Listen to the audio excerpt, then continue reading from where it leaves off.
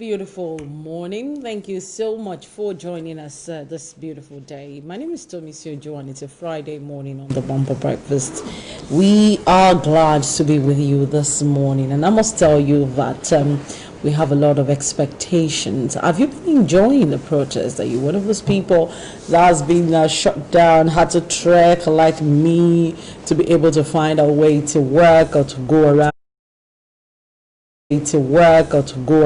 town, whichever way it is for you this morning? I tell you, you are not in that boat alone. You are not the only one there. I'm joined this morning as usual, like every Friday, by Dr. Precious Uwaz. Hello, Precious. Hello, good morning. I'm fine. Happy to see you this morning. You didn't have to trek. As a matter of fact, I think you've escaped the protest. We're all part of the system, one way or the other, either by being physically part of it or by being live on social media. If you leave home early, you won't have to trek. Really? Oh, trust me, some people who work on the Highland had to turn back yesterday because no, the truth of the matter is, if you will go cross the toll gate, then it's better you just stay at home, because those guys are sleeping there. It has become their rest place. A young guy actually said he got to the toll gate, he has eaten rice and chicken, he has had beer to drink, so what's the need to stay at home for? No, you know the bad part.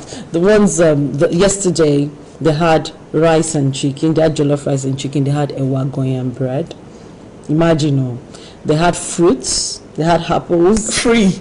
All free. They had soft drinks, they had beer, they had lots of water, they had gari, and they took a snooker board to the toll gate. These guys are having fun. That's the point. They're really having fun. But I really think the people who decided to, support them. Not even the people support them now. The people who decided to disrupt whatever it is that they're doing. Yeah. I think lack of education, when they say that lack of education, ignorance is one of the biggest problems ravaging the world, people do not know that every time you take a negative action, it impacts and implicates some other people. Very true. So you see people peacefully protesting, and you see the government saying, okay, you know what, they're peacefully protesting, police, please don't shoot, don't go near them and all that. And then you now go there with knives and sticks. It's crazy. And then you begin to chase the protesters, you begin to attack the protesters. There is no way people wouldn't come up with all kinds of conspiracy theories as to how that attack came about. They'll say it was sponsored. I've heard all kinds of stories. I've read all sorts on social media.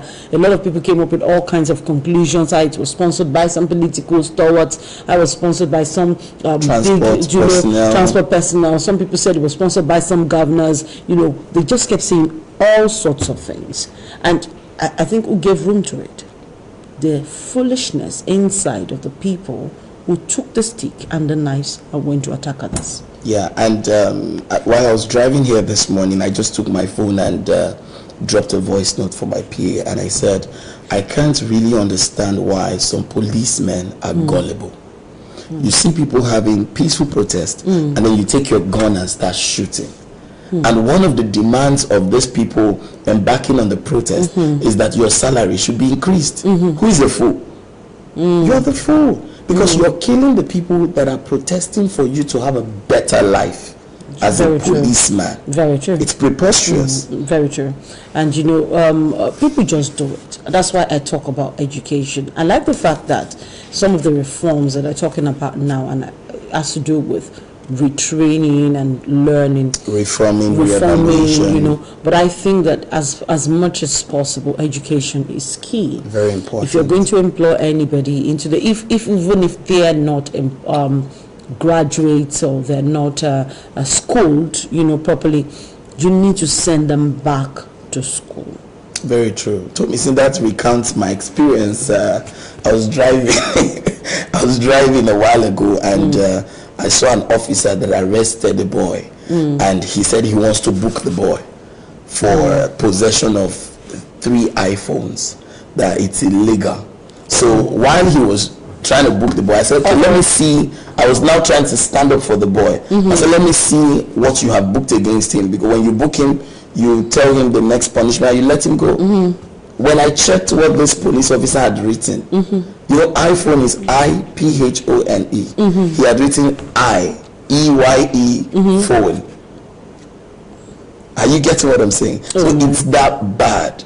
The ignorance, the illiteracy, the lack of training has led to so much in the police force.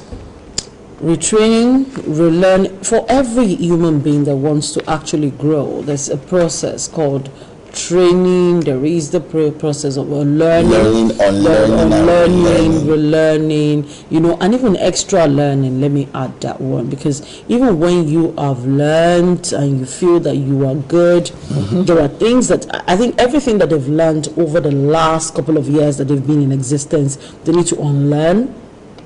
They need to now relearn new values, new ideas. They need to relearn the intelligent way of conducting themselves. You're making sense to me. You see, what you can't use 1980 syllabus to write 2020 exams. What was obtainable at that time? It's not obtainable right now. It's not even acceptable now. So you need to grow with the trend. Social media is coming. Before an artist will tell you, when I see